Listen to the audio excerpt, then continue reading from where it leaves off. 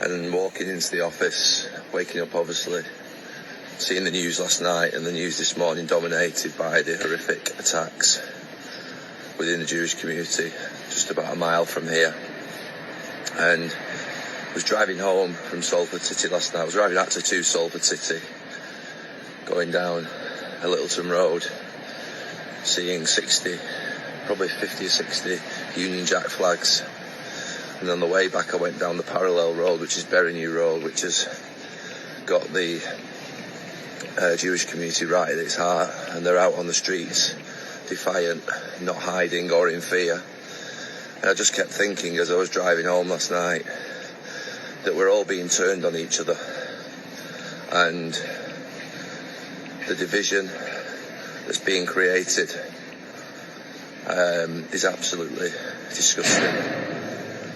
Mainly created by angry, middle-aged white men who know exactly what they're doing.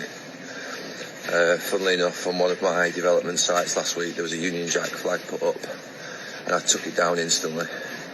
And some people might be watching this and thinking, well, Gary, you're not very patriotic. I played for my country 85 times. I love my country.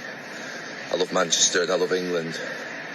But I've been building in this city for 15, 20 years, and there's no one put a Union Jack flag up in the last 15 to 20 years, so why do you need to put one up now? Because quite clearly it's sending a message to everybody that there is something you don't like. The Union Jack flag being used in a negative fashion is not right. And I'm a proud supporter of England, of Great Britain, of our country, and we're championing it anywhere in the world as being one of the greatest places to live. But I think we need to check ourselves. We need to check ourselves and sort of start to think about bring ourselves back to a neutral point, because we're being pulled right and left, and we don't need to be pulled right and left at all.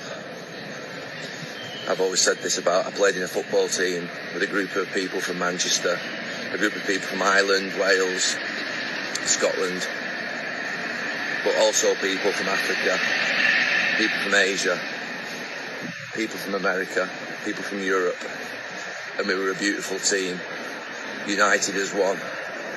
Brexit has had a devastating impact on this country, and the messaging is getting dangerous, extremely dangerous.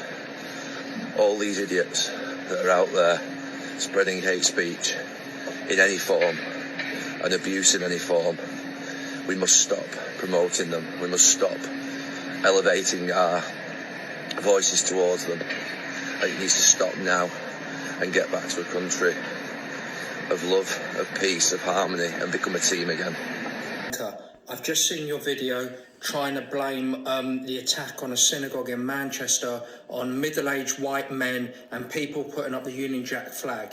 You're more than a wanker, you're a humongous fucking wanker. You're the wanker of all wankers. You're the fucking Leonardo da Vinci of wankers. Gary, Neville, I'm from Bury too. You went to Elton, I went to Totty High, right? You know all about that.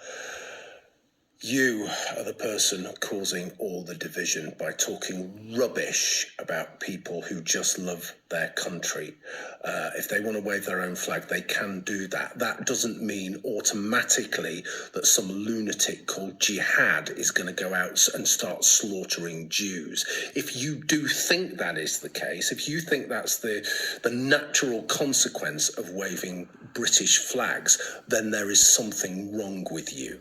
Okay, I suggest that you look to another flag, that you look to the Palestinian flag, the flag of that fantasy country, which is just a wet dream for anti-Semitism, Jew hate and murder. Why don't you look to that? Why don't you look to the people who are waving that flag? Why don't you leave ordinary, decent people alone?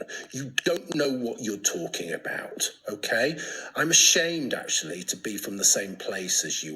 Stick to football, stick to Qatar, stick to all the money that you have there. Don't talk about politics. Keep your nose out of it. You really do not know what you're talking about. You are causing great harm. You are putting Jewish people at risk because you are emboldening Islamist nutcases. Let's just remember, the guy was called Jihad.